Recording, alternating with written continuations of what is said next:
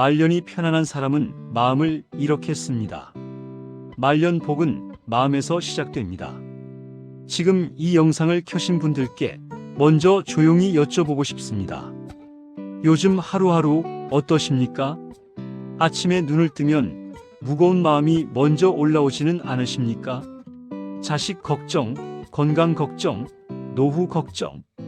어제도 그 걱정을 안고 잠드셨고 오늘 아침도 그 걱정과 함께 눈을 뜨셨을지도 모릅니다.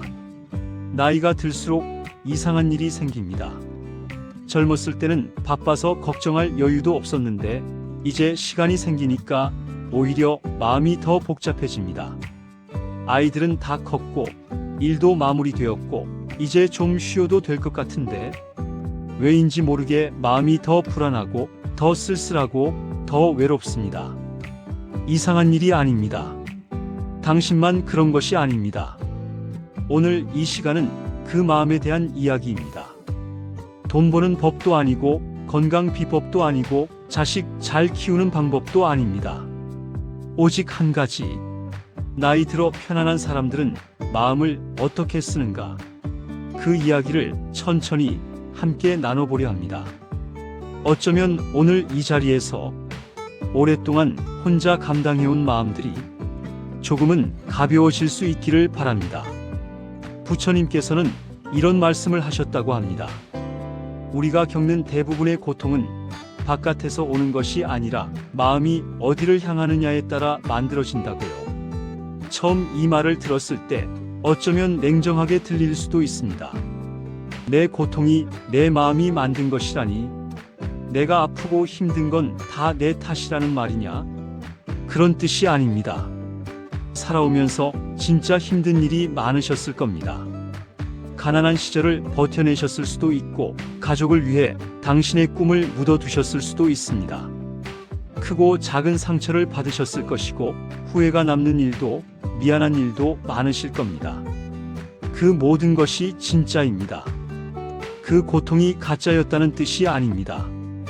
다만 이제부터는 그 고통이 오늘 하루를 어떻게 살게 하느냐, 그것을 내가 조금씩 선택할 수 있다는 이야기입니다. 말년이 편안한 사람들은 특별한 행운이 있었던 것이 아닙니다.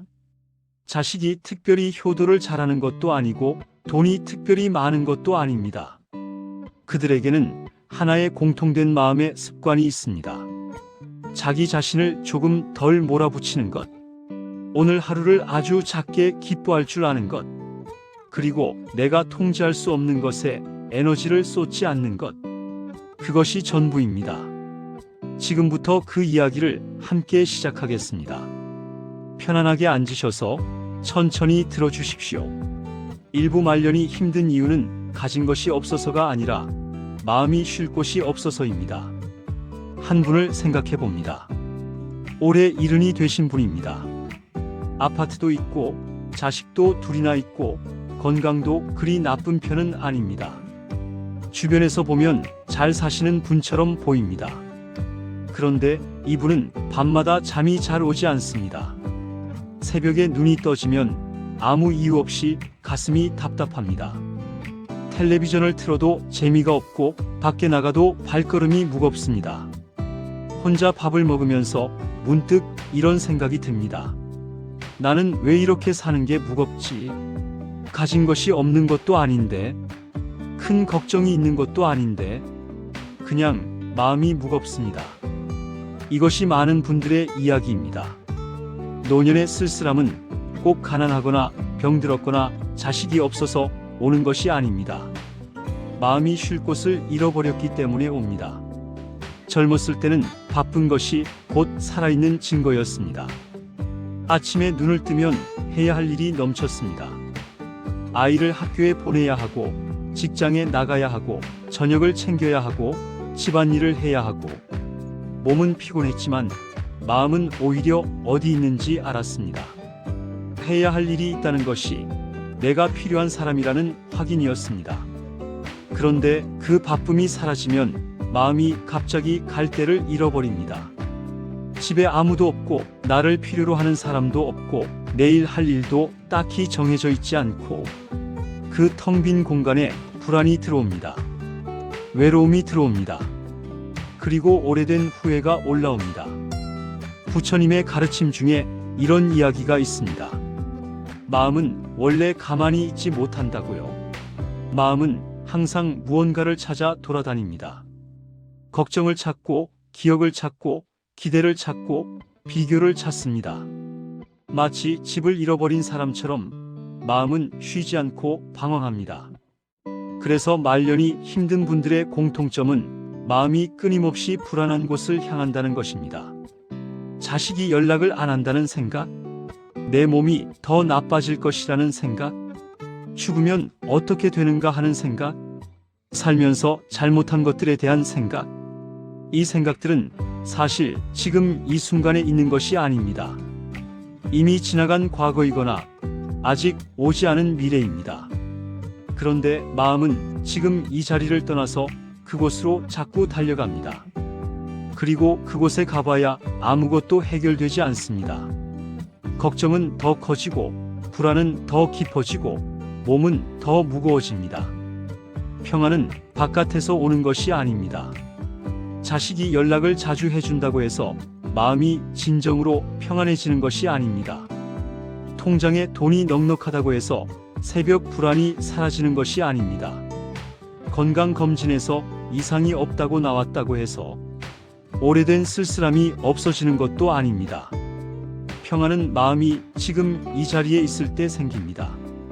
지금 이 방, 지금 이 온도, 지금 내가 앉아 있는 자리, 지금 이 숨, 이것이 지금 내가 있는 곳입니다.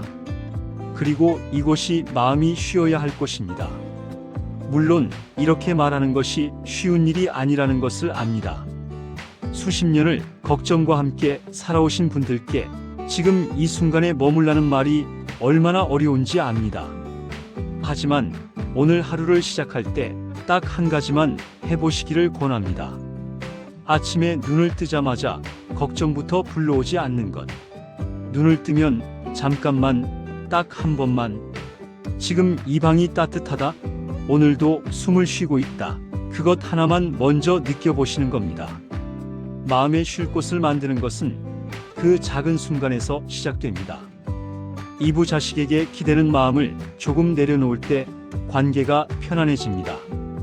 어떤 어머니 이야기를 해드리겠습니다. 아들이 하나 있습니다.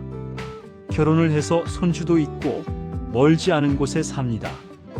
그런데 한 달에 한 번 오던 것이 두 달에 한 번이 되고 이제는 명절이 아니면 얼굴 보기가 어렵습니다. 전화도 바쁘다며 짧게 끊습니다. 이 어머니는 밤에 핸드폰을 손에 쥐고 잠드는 날이 많습니다. 혹시 아들이 연락할까봐.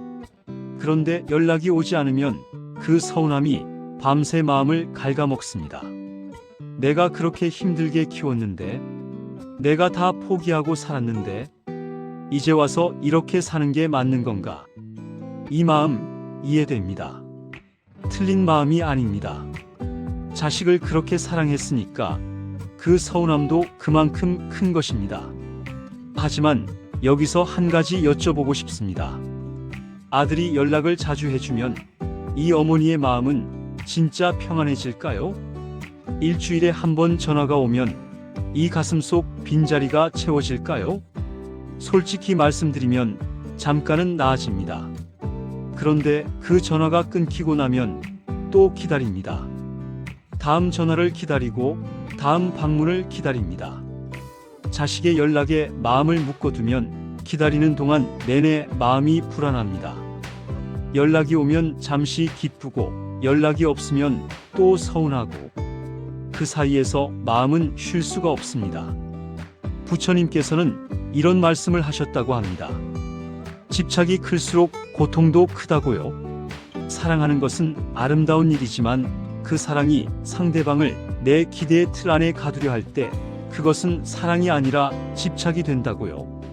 자식을 사랑하는 것과 자식에게 기대는 것은 다릅니다.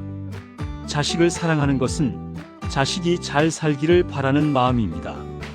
자식이 건강하고 자식이 행복하고 자식이 자기 인생을 잘 살아가기를 바라는 것. 그것이 진짜 부모의 사랑입니다. 그런데 자식에게 기대는 것은 조금 다릅니다. 자식이 나를 위로해 주기를 바라고, 자식이 자주 찾아주기를 바라고, 자식이 내 노후를 책임져 주기를 바라는 것. 그것은 자식을 위한 마음이 아니라 내 외로움과 불안을 달래기 위한 마음입니다. 자식은 사랑하되 내 마음의 전부가 되게 하지는 마십시오. 이 말은 자식을 버리라는 뜻이 아닙니다. 자식과 사이가 나빠지라는 뜻도 아닙니다. 오히려 반대입니다.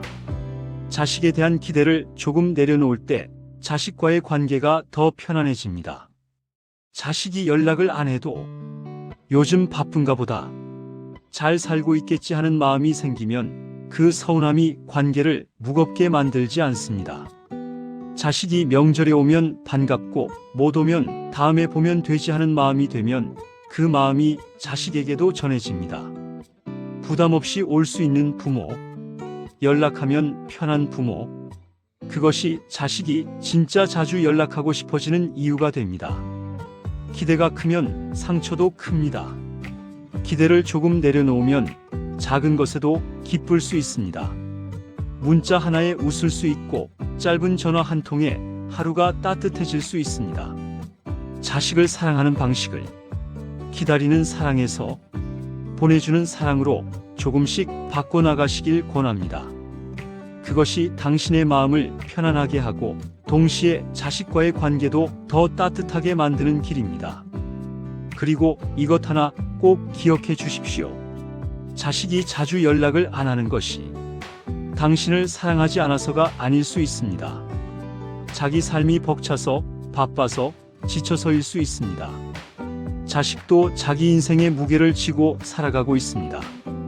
그것을 이해해 줄 때 오히려 그 관계에 온기가 돌아옵니다. 산부 혼자 있는 시간을 벌이 아니라 수행으로 바꾸는 사람은 늙어도 무너지지 않습니다. 혼자 밥을 먹는 것이 처음엔 낯설었을 겁니다. 오랫동안 식구들을 위해 밥을 차렸습니다. 아이들 학교 갈 때 아침을 챙겨주고 남편이나 아내 퇴근하면 저녁을 준비하고, 밥상이란 곧 가족이 모이는 자리였습니다. 그런데 이제 밥상 앞에 혼자 앉게 되었습니다. 마주 볼 사람이 없고 이야기 나눌 사람이 없습니다. 수저 소리만 달그락달그락. 텔레비전을 틀어도 왜인지 더 쓸쓸합니다. 이 쓸쓸함이 잘못된 것이 아닙니다. 사람은 원래 관계 속에서 살아가도록 되어 있으니까요. 그 쓸쓸함이 느껴지는 것이 자연스럽습니다. 하지만 오늘은 그 혼자 있는 시간을 조금 다른 눈으로 보자고 말씀드리고 싶습니다. 혼자 있는 것에는 두 가지가 있습니다. 하나는 외로움이고 하나는 고독입니다. 외로움은 누군가를 그리워하는 마음입니다. 함께하고 싶은 사람이 없을 때 연결되고 싶은데 연결이 안 될 때 오는 아픔입니다. 외로움은 고통입니다. 그런데 고독은 다릅니다. 고독은 혼자 있는 시간을 스스로 선택하고 누리는 것입니다. 나 자신과 마주하는 시간, 내 마음을 들여다보는 시간입니다. 고독은 평안의 다른 이름입니다. 혼자 있는 시간이 외로움이 될지 고독이 될지는 그 시간을 어떻게 맞이하느냐에 달려 있습니다. 부처님의 가르침 중에 알아차림이라는 것이 있습니다. 어려운 말이 아닙니다. 지금 내가 무엇을 하고 있는지, 지금 내가 어떤 마음인지 그것을 그냥 있는 그대로 살펴보는 것입니다. 판단하지 않고 고치려 하지 않고 그냥 바라보는 것입니다. 혼자 밥을 먹으면서 아, 나 지금 밥을 먹고 있구나. 따뜻하네. 오늘 국이 잘 됐네. 그냥 이렇게 느끼는 것. 그것이 알아차림입니다.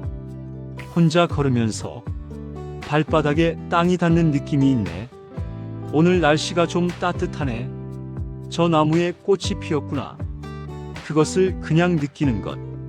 그 순간 마음이 과거의 후회나 미래의 걱정으로 달려가지 않고 지금 이 자리에 머무를 수 있게 됩니다.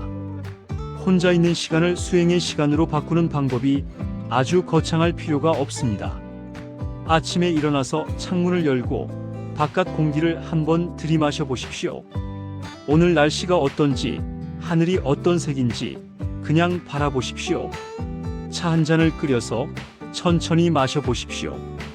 뜨거운 것이 목으로 내려가는 느낌, 그 온기를 느껴보십시오. 방 한 귀퉁이를 정리해 보십시오. 오래된 물건 하나를 손에 들고 이것이 어떤 시절의 물건인지 잠깐 떠올려 보십시오. 집 주변을 천천히 산책해 보십시오. 빠르게 걸을 필요 없습니다. 멀리 갈 필요도 없습니다. 그냥 천천히 발걸음 소리를 들으면서 이런 것들이 하루하루 쌓이면 혼자 있는 시간이 더 이상 두렵지 않습니다. 오히려 기다려집니다. 그 시간이 내가 나를 돌보는 시간, 내가 나를 만나는 시간이 되기 때문입니다. 세상에서 가장 오래 함께 살아야 하는 사람은 바로 나 자신입니다. 그런데 우리는 평생 남을 위해 살면서 정작 자기 자신과는 친해지지 못한 경우가 많습니다. 이제 조금 시간이 생겼습니다. 그 시간을 아깝게 여기지 마십시오. 그 시간에 나 자신을 천천히 알아가시길 바랍니다. 혼자 있는 시간이 외로움이 아니라 나를 만나는 시간이 될 수 있습니다. 이 말이 진심으로 다가오는 날이 오면 당신의 말년은 이미 평안을 향해 가고 있는 것입니다. 사부 건강이 예전 같지 않아도 나를 미워하지 않는 마음이 필요합니다. 병원 다녀오신 날 마음이 어떠셨습니까? 검사 결과를 기다리는 시간, 의사 선생님이 뭔가 더 살펴봐야 할 것 같다고 말할 때, 약이 하나 더 늘었을 때, 전보다 걷는 것이 느려졌다는 것을 느낄 때, 그때 마음속에 어떤 감정이 올라오던가요? 두려움이 옵니다. 서러움도 옵니다. 그리고 이상하게도 자기 자신에 대한 원망이 올라오기도 합니다. 내가 젊었을 때 몸 관리를 잘못해서 이렇게 된 거야. 내가 너무 무리하게 살아서 몸이 이렇게 망가진 거야. 이 나이에 이러면 앞으로 어떻게 되려고. 몸이 힘들 때 마음도 함께 무너집니다. 그것은 당연한 반응입니다. 하지만 그 무너지는 마음 위에 자기 자신을 탓하는 마음까지 더해지면 몸의 고통과 마음의 고통이 겹쳐서 더 힘들어집니다. 생각해보면 그 몸이 얼마나 오래 버텨왔는지 모릅니다. 수십 년을 버텨왔습니다. 젊은 시절, 가난한 시절을 견뎌냈습니다. 임신과 출산의 과정을 버텨냈습니다. 밤새 아픈 아이를 안고 버텨냈습니다. 힘든 노동도, 마음의 상처도, 오랜 슬픔도 이 몸이 다 버텨낸 것입니다. 그런데 이제 조금 지쳐서 조금 약해졌다고 그 몸을 원망해야 할까요? 부처님께서는 이런 말씀을 하셨다고 합니다. 이 몸은 무상하다고요. 영원히 젊고 강할 수 없다고요. 그것을 받아들이는 것이 지혜의 시작이라고요. 나이가 들면 몸이 변하는 것은 자연스러운 일입니다. 그것이 싫고 두렵더라도 그것을 거부하고 싸우는 것보다 그것을 받아들이고 지금 이 몸과 함께 사는 법을 찾는 것이 더 낫습니다. 예전에는 2시간씩 걸어도 끄떡없었는데 이제는 30분 걸으면 쉬어야 합니다. 예전에는 생각이 날카로웠는데 이제는 어제 뭘 먹었는지도 잘 생각이 안 납니다. 예전에는 통증 없이 잘 잤는데 이제는 밤에 여기저기 아파서 자주 깨기도 합니다. 이런 변화들이 서럽습니다. 나이 드는 것이 이렇게 서러운 줄 몰랐다는 말이 절로 나올 수 있습니다. 그 서러움을 느껴도 됩니다. 억지로 괜찮다고 하실 필요 없습니다. 다만 그 서러움이 자기 자신에 대한 원망으로 이어지지 않도록 주의하십시오. 몸이 약해진 것은 당신이 나쁜 삶을 살아서가 아닙니다. 그것은 그냥 오래 살아온 증거입니다. 이제는 나를 조금 덜 몰아붙여도 됩니다. 예전처럼 할 수 없다는 것을 인정하는 것이 포기가 아닙니다. 그것은 지금의 나를 있는 그대로 받아들이는 지혜입니다. 30분밖에 못 걸어도 30분을 걸었습니다. 밥을 조금밖에 못 먹어도 오늘 밥을 먹었습니다. 기억이 흐릿해도 오늘 하루를 살아냈습니다. 그것으로 충분합니다. 몸이 예전 같지 않을 때 그 몸을 탓하지 마시고 그 몸에게 말 한마디 해주십시오. 지금까지 잘 버텨줘서 고마워. 오늘도 수고했어. 이 말이 어색하게 느껴지실 수도 있습니다. 하지만 이 말을 진심으로 할 수 있는 날이 오면 몸과 마음이 함께 조금 편안해집니다. 건강 걱정은 할 수 있습니다. 몸을 챙기는 것은 물론 중요합니다. 하지만 건강 걱정이 하루 종일 마음을 지배하게 두지는 마십시오. 오늘 아프지 않은 부분이 어딘가에 있을 겁니다. 오늘 숨을 쉬고 있습니다. 오늘 이 영상을 볼 수 있습니다. 그것이 지금 이 순간의 건강입니다. 그것에 먼저 감사할 수 있다면 건강 불안이 조금은 작아집니다.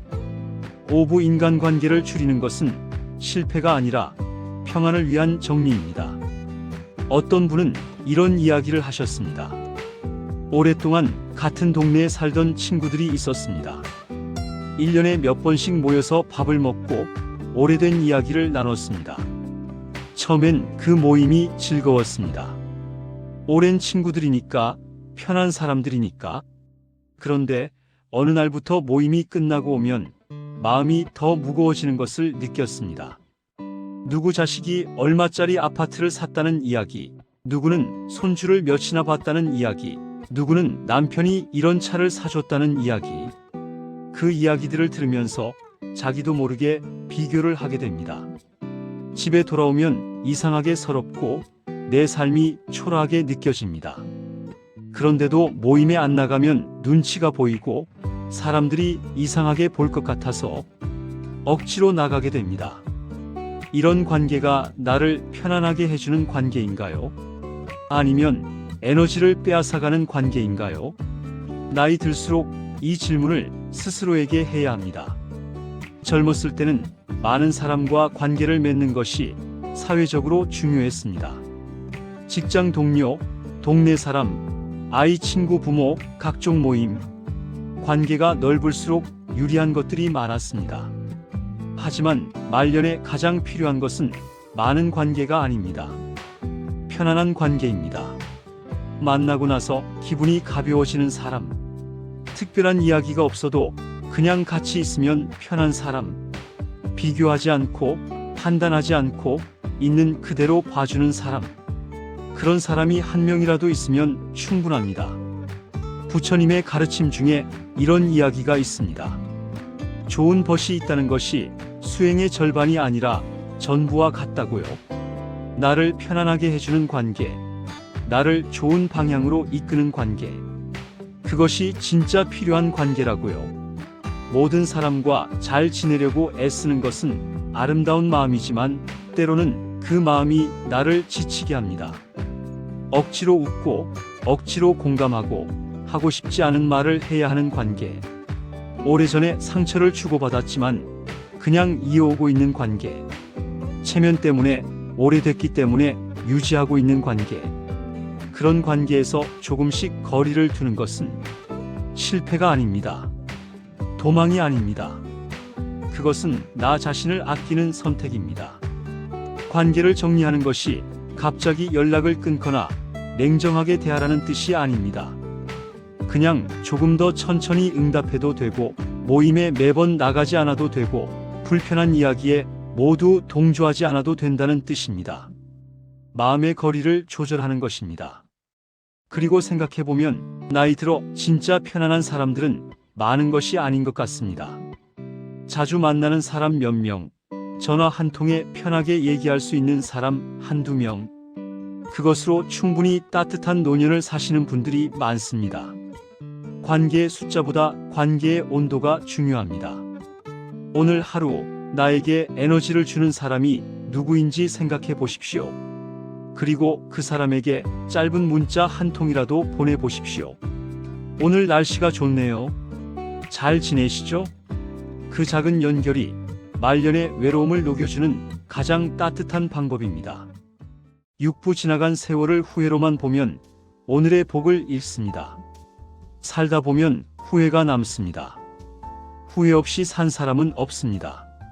자식에게 더 잘해주지 못했다는 후회, 더 따뜻하게 말해줬더라면 더 많이 안아줬더라면, 그때 그 말 한마디를 하지 말았더라면, 배우자에게 너무 무뚝뚝하게 살았다는 후회, 사랑한다는 말을 왜 그렇게 아꼈던가 하는 아쉬움, 내 꿈을 한 번도 제대로 펼쳐보지 못하고 남들만 챙기다 살았다는 서운함, 이런 후회들이 나이가 들수록 더 선명하게 떠오릅니다.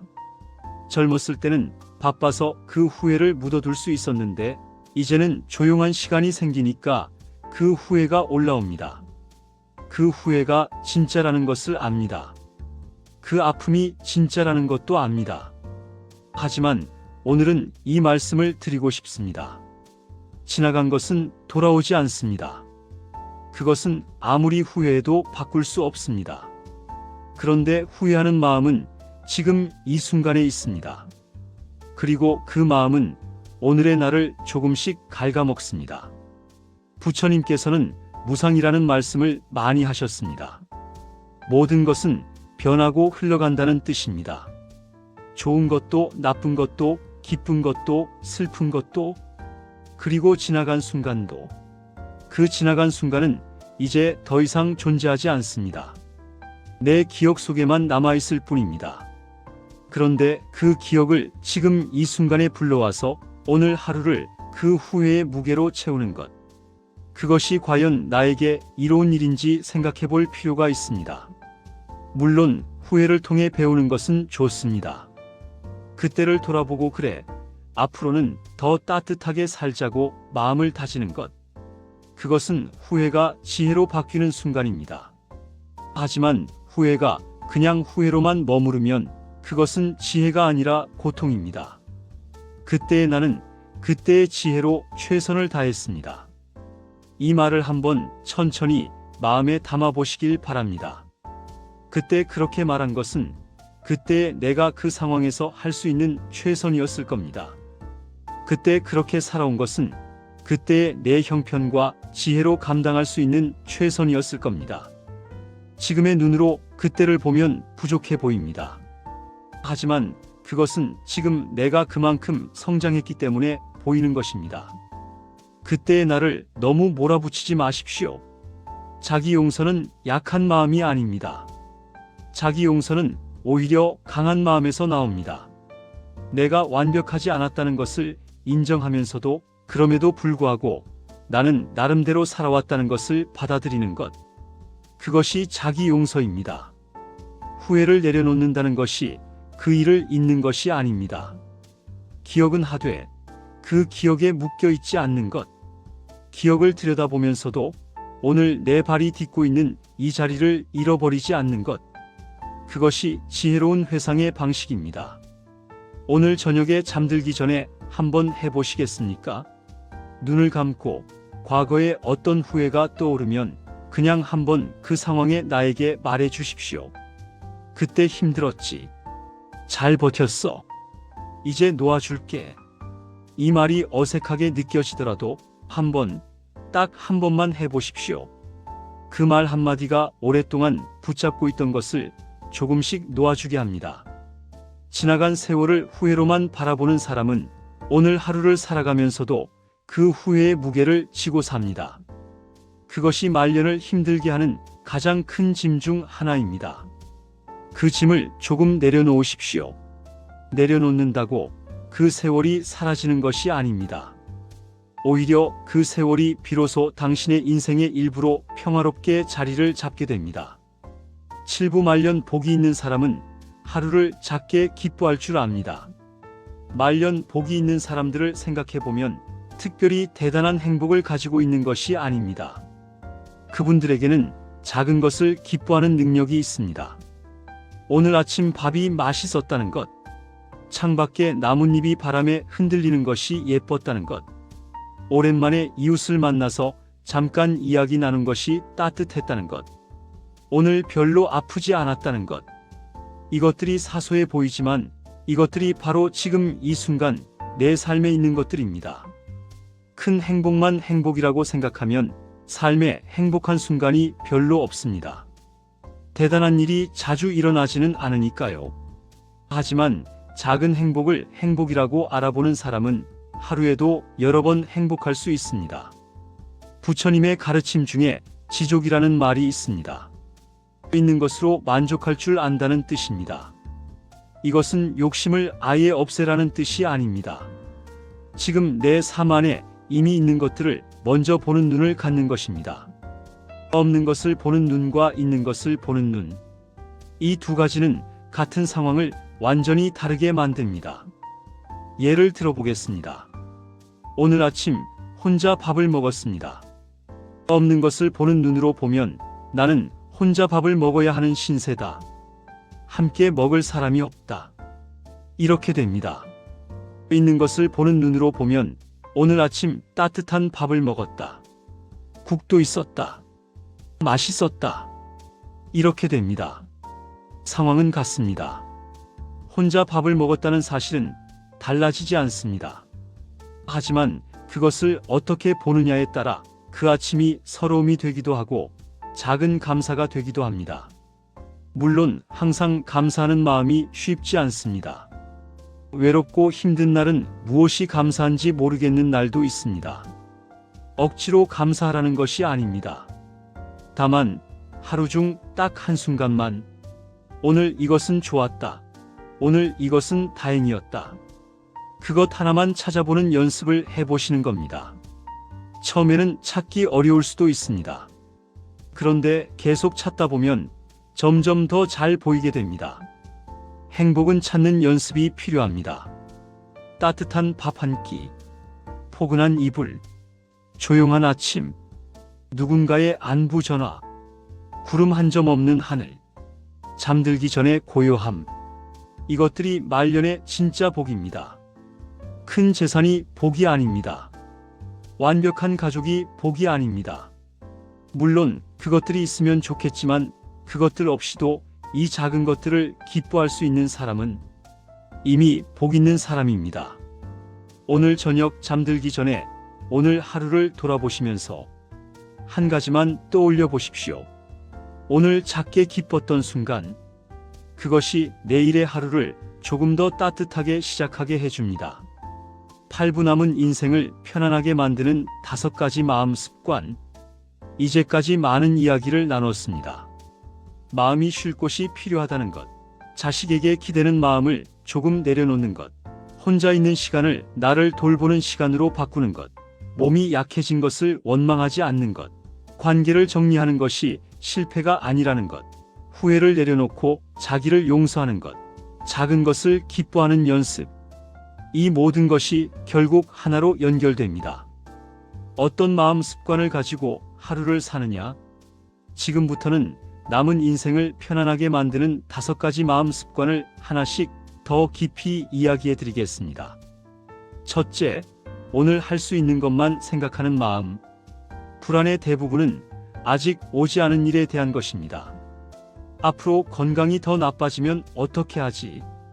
앞으로 돈이 떨어지면 어떻게 하지? 앞으로 자식들이 바빠서 나를 돌봐주지 않으면 어떻게 하지? 혼자 쓰러지면 어떻게 되는 거지? 이 모든 걱정이 지금 이 순간에 일어나고 있는 일이 아닙니다.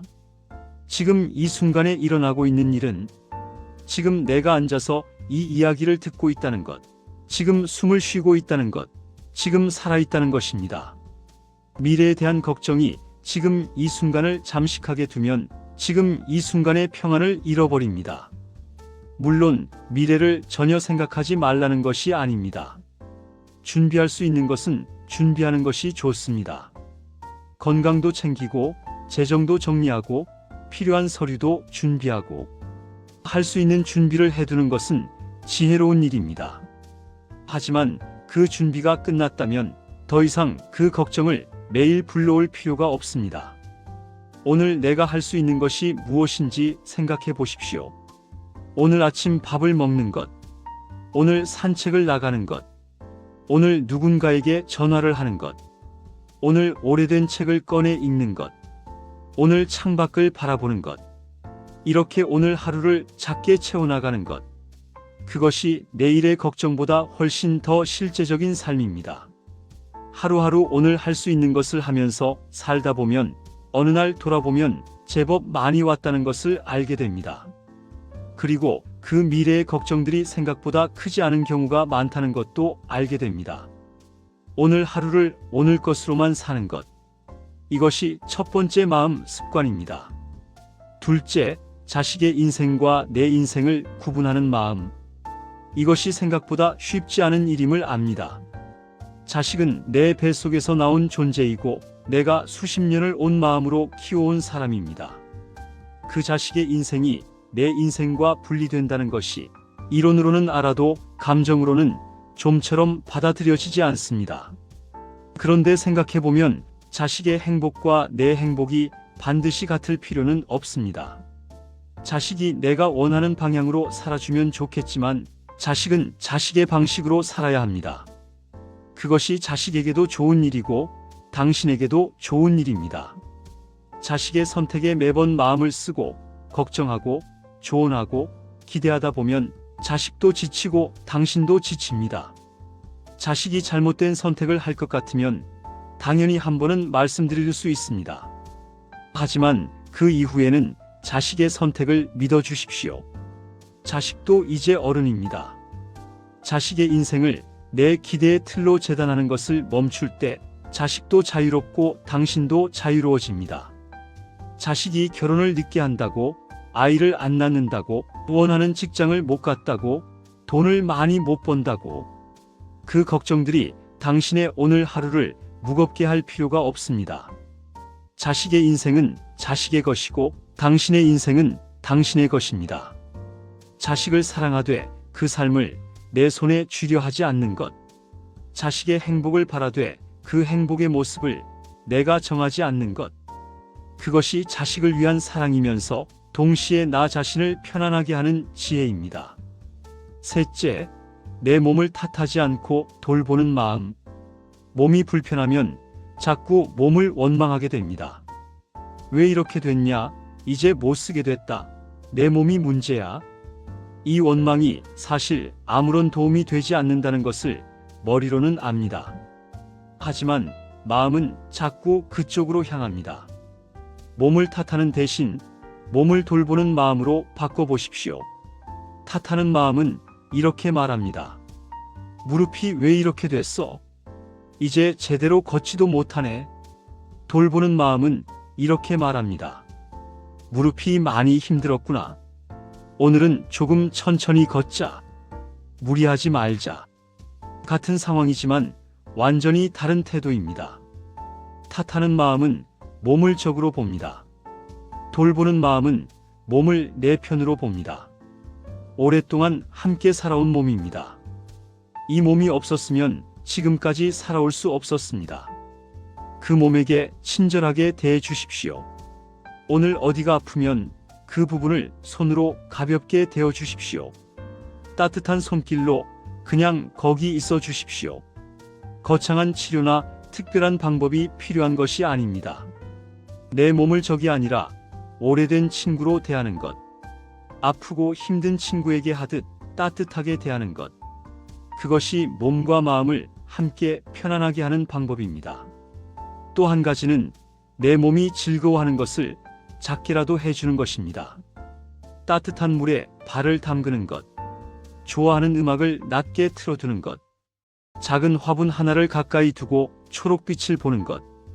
좋아하는 음식을 조금씩 먹는 것. 몸을 돌본다는 것이 거창한 건강관리만을 뜻하지 않습니다.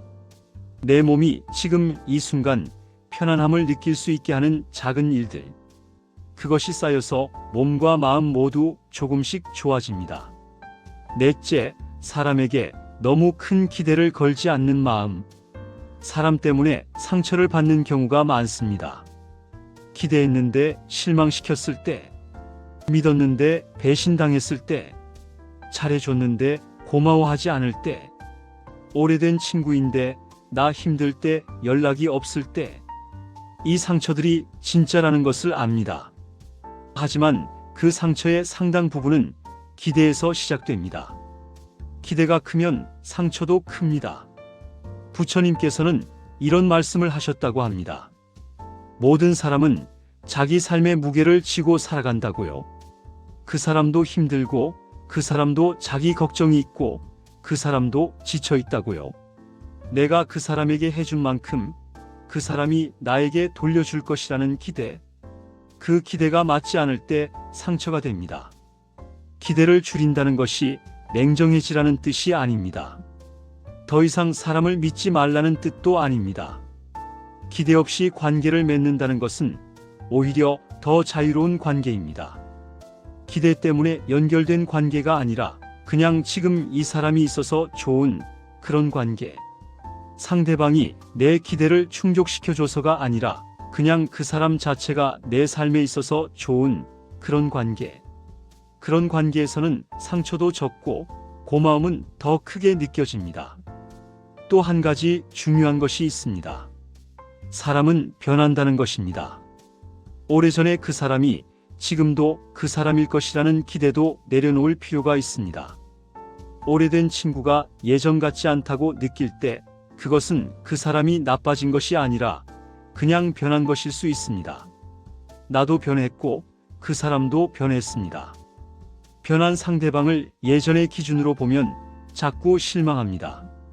지금 이 사람을 지금의 눈으로 보는 것, 그것이 관계에서 실망을 줄이는 방법입니다. 사람에게 기대하되 그 기대를 조금 가볍게 지니십시오. 기대가 무거우면 상처도 무겁습니다. 기대를 가볍게 하면 작은 친절도 크게 고맙습니다. 다섯째, 하루 끝에 나를 칭찬하는 마음. 많은 분들이 평생을 다른 사람을 위해 살아오셨습니다. 자식을 위해, 남편을 위해, 아내를 위해, 가족을 위해, 나 자신을 위해 칭찬해 본 적이 별로 없이 살아오셨을 겁니다. 오히려 자책하는데 더 익숙합니다. 오늘도 이걸 못했다, 저걸 못했다. 왜 이렇게 게으른가? 왜 이렇게 뒤처지나? 좀 더 잘할 수 있었는데. 이 자책이 습관이 된 분들이 많습니다. 오늘부터 조금 바꿔보시겠습니까? 하루가 끝나기 전에 오늘 내가 잘한 것 하나를 찾아보십시오. 대단한 일일 필요가 없습니다. 오늘 밥을 챙겨 먹었습니다. 잘했습니다. 오늘 바깥에 나가 조금 걸었습니다. 잘했습니다. 오늘 힘들었지만 짜증을 참았습니다. 잘했습니다. 오늘 그냥 하루를 버텼습니다. 그것도 잘한 겁니다. 이 말이 처음엔 어색할 수 있습니다. 나 자신을 칭찬하는 것이 오히려 부끄럽게 느껴질 수도 있습니다. 하지만 우리가 아이에게 하는 것을 생각해 보십시오. 아이가 밥을 조금 먹어도 잘 먹었다고 칭찬해 줍니다. 아이가 넘어졌다가 일어나도 잘했다고 안아줍니다. 우리도 그 아이였던 적이 있었습니다. 그리고 지금 이 순간에 나도 그 아이를 대하듯 칭찬받을 자격이 있습니다. 지금까지 버텨온 나에게 고맙다고 말해도 좋습니다. 그 말이 진심으로 느껴지는 날, 당신의 말년은 이미 편안함 속에 있는 것입니다. 하루를 마무리할 때 딱 한마디만 해보십시오. 오늘도 수고했다. 잘 버텼다. 고마워. 이 5글자가 오늘 하루의 마무리를 조금 따뜻하게 바꿔줍니다. 그리고 내일 아침 눈을 뜰 때 조금은 더 가볍게 눈이 떠집니다. 마무리 말년의 평안은 멀리 있지 않습니다. 긴 이야기를 끝까지 들어주셔서 감사합니다. 오늘 나눈 이야기들이 어떠셨습니까? 어떤 부분에서 공감이 가셨습니까? 어떤 말이 마음에 남으셨습니까? 이야기를 들으면서 눈물이 나신 분도 계실 겁니다. 그 눈물을 억지로 참으실 필요 없습니다. 오랫동안 혼자 감당해온 마음들이 있으셨을 테니까요. 말년의 평안은 멀리 있지 않습니다. 그것은 큰 재산 속에 있지 않습니다. 효자, 효녀 자식이 있어야 생기는 것도 아닙니다. 건강이 완벽해야 찾아오는 것도 아닙니다. 말년의 복은 멀리서 오는 것이 아니라 오늘 내 마음을 편안히 놓아주는 데서 시작됩니다. 오늘 자신에게 조금 덜 가혹하게 대하는 것, 오늘 작은 것 하나를 기뻐하는 것, 오늘 지나간 것을 조금 놓아주는 것, 오늘 혼자 있는 시간을 나와 함께하는 시간으로 보는 것, 오늘 하루 끝에 나에게 수고했다고 말해주는 것, 이것들이 쌓여서 말년이 편안해집니다. 이것들이 쌓여서 하루하루가 조금씩 따뜻해집니다. 한 번에 다 바뀌지 않아도 됩니다. 오늘 딱 하나만 해보시겠습니까? 오늘 잠들기 전에 오늘 하루 내가 잘 살았던 것 하나를 떠올리는 것. 그것이 전부입니다. 살면서 참 많은 것을 감당해 오셨습니다. 가난도 버텨내셨고, 육아도 버텨내셨고, 관계의 상처도 버텨내셨고, 몸의 아픔도 버텨내셨고, 세상의 빠른 변화 속에서도 자리를 잃지 않고 살아오셨습니다. 그 삶이 평범해 보여도 사실은 대단한 삶입니다. 그 세월이 아무것도 아닌 것 같아도 사실은 아주 많은 것이 담긴 세월입니다. 그 삶을 살아온 당신에게 이제는 편안해도 될 시간이 왔습니다. 이제는 나를 조금 덜 몰아붙여도 됩니다. 자식은 사랑하되 내 마음의 전부가 되게 하지 않아도 됩니다. 혼자 있는 시간이 외로움이 아니라 나를 만나는 시간이 될 수 있습니다. 지금까지 버텨온 나에게 고맙다고 말해도 좋습니다. 부처님께서는 이런 말씀을 하셨다고 합니다. 내 마음이 평화로우면 그 평화가 주변으로 퍼져나간다고요. 내가 먼저 편안해져야 내가 사랑하는 사람들도 조금씩 편안해진다고요. 당신이 편안해지는 것이 이기적인 일이 아닙니다. 당신이 편안해지는 것이 당신 주변 사람들을 위한 일이기도 합니다. 말년의 평화는 조용하게 옵니다.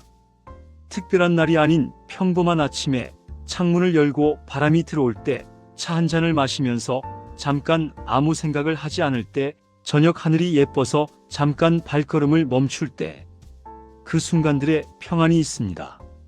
그 순간들이 말년의 복입니다. 오늘도 그 순간을 한 번이라도 느끼시기를 바랍니다. 감사합니다. 이 영상이 오늘 당신의 마음에 작은 위로가 되었기를 바랍니다. 영상이 도움이 되셨다면 구독과 좋아요 부탁드립니다. 다음에 또 따뜻한 이야기로 찾아오겠습니다.